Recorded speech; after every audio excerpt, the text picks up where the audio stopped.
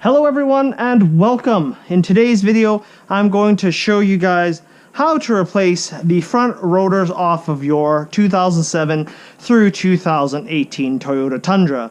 Pretty much every Gen 2 and Gen 2.5 Tundra that's on the road. Okay guys, so what I've done is I've jacked up my Toyota Tundra and I've secured the vehicle on jack stands and wheel chocks and removed the front driver's side wheel. In this video, I'm just going to show you how to do one side because the other side is done exactly the same way. Now, normally when you replace rotors, you're supposed to put in a new set of brake pads as well on the vehicle. But long story short, I'm not going to do that because the brake pads on this vehicle are only about 5,000 kilometers and the runout on my rotors just recently developed. And so just to give you guys some quick background what runout is. Runout is the technically correct term for warped rotors. Warped rotors, when you apply the brakes, will have a tendency to make the steering wheel shake back and forth and have a shimmy. And it's because the thicknesses on this rotor vary from thick to thin, which gives it that weird sort of vibration effect. You put new rotors on, that problem goes away. Now, I've caught this problem just early enough that it hasn't screwed up my new brake pads yet. So, real straightforward. This video, you guys may not agree with the procedure. Other videos show people taking out all the different spring clips here and the pins and the retainers to take everything apart. And I'm going to do no such thing. First and foremost is that when you've got your brake pads installed and pressurized and you're using your brakes and you stop, that the brake pads are snugged against the rotor.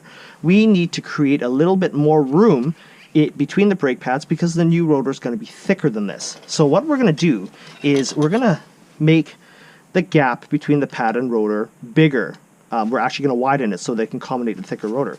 We're going to do this by taking two flat prying type tools. So I've got a pry bar and a screwdriver, and we're going to pry on this wing right here on the pad. There's one on the top and one on the bottom, that's facing you.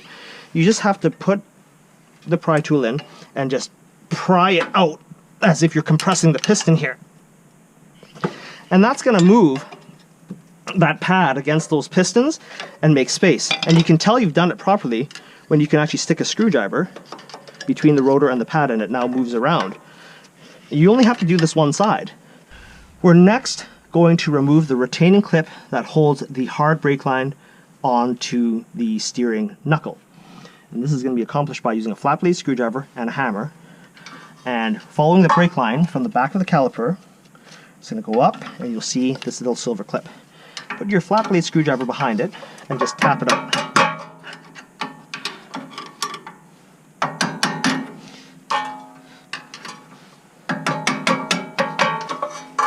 And just pull that clip out like so. Next, you're going to take a 12mm ratchet and you're going to undo the ABS sensor and hose retaining clip on the knuckle. Or this bracket, I should say. And the reason why you want to do this is you just want to have a little bit of flex room here because this is a hard line. You don't want to bend that and you need to move this caliper out of the way afterwards. So using a 17mm socket and a breaker bar, we're going to undo two 17mm retaining bolts that hold the caliper body to the steering knuckle. And we can do that just by putting it on and then giving it a few good whacks.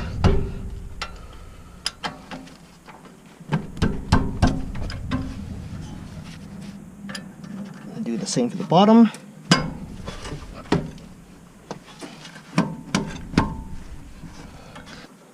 Now you want to have either a helper to hold the caliper up, or a box, or in my case, a milk crate that we can place this caliper on so that we don't damage or bend this hard line from the flex hose to the caliper.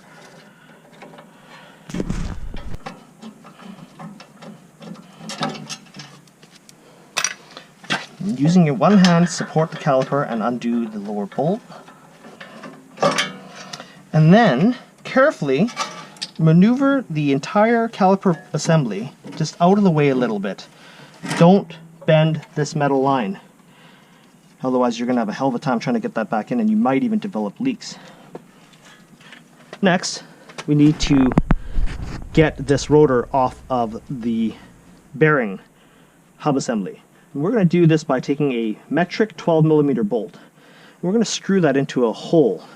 So by 12 millimeter, I'm referring to that the head is 12 millimeter. I wish I knew what the thread pitch is. I think this is either a 1.25 or a 1.5 thread pitch. Sorry guys, I wish I could give you better clarity. But you screw it into one of two threaded holes. And we're going to just carefully hand thread that into this hole. Okay. Then what we're going to do is we're going to either take a ratchet, or in my case, my air impact gun, and I'm just going to tighten that bolt.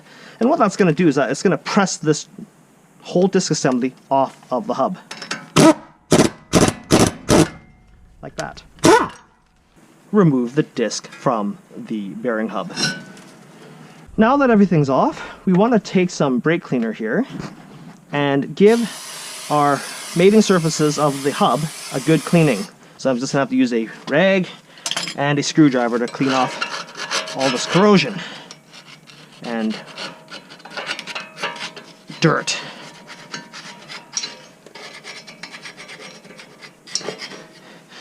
You want the surface clean because you want the rotor to sit as flat on this hub as possible to avoid future runout problems from developing. So you've got that off, give it another spray.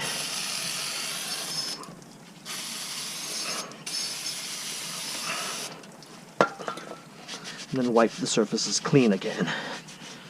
We're going to take a replacement rotor here, and we're going to prepare it by taking a clean rag or towel and just spraying it with some brake cleaner and just wipe off the surfaces of the rotor. Rotors 99% of the time come shipped with some type of anti-corrosion spray oil, which can hinder your brake's ability to stop, at least until you burn off all that oil. So we may as well just give it a quick wipe with some cleaner to take that oil off.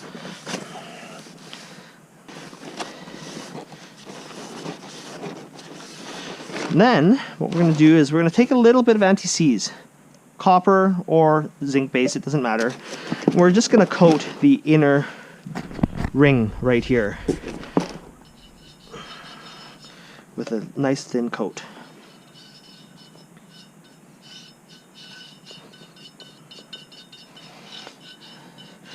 Now the reason why you want to put anti-seize on is just to prevent this from seizing onto the bearing hub. If you have any excess that has gone out, like from right here, from the center, just give it a quick wipe to remove that excess. You want to replace the new rotor onto the bearing hub. Now, you saw earlier I used a screw to push this rotor off. There's a little mark there. So I'm just going to find the same mark on my replacement rotor, which is right here, and line it back up to where the original one was. Slide that on. I'm going to take a lug nut, and I'll just screw that on with my finger to hold things in place. See?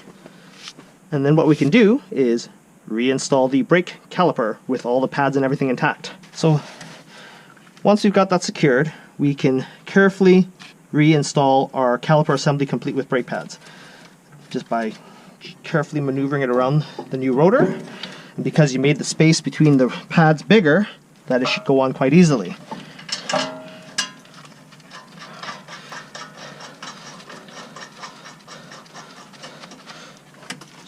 Place your bolts on the top and the bottom. Double check that the slide pin retaining spring is still in place and still in the hole. Make sure that the anti-squeal springs are in place, which they are, because they can't come out unless the pin comes out, and they didn't. Using a torque wrench on a 6.17mm socket, torque the caliper retaining bolts to the caliper bracket to 80 pound-feet.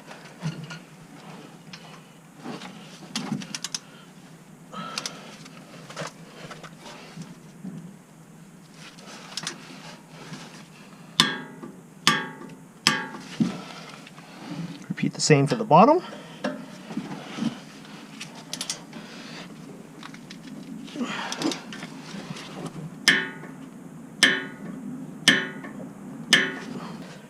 Reinstall the 12mm brake line retaining bracket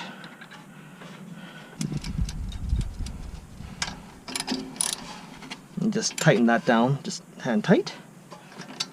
Realign your brake line through the bracket and reinstall your brake hose retaining clip by sliding the flat part here that's open into the groove of the hose. Now when you're installing this spring clip, make sure that the groove on this hose, on this flex hose that transitions to the hard hose, that they line up on both sides. Now, because you move this caliper around a little bit, that this steel line could bend a hair. So if it doesn't line up, you just kind of have to flex it carefully to get everything to line back up. Using a hammer, carefully tap that into place, and there should be no gaps. Now, the truck is not safe to just drive just yet. We have to torque down our wheels down to proper lug nut spec, which is 95 pound-feet per lug. And then we also have to start our truck and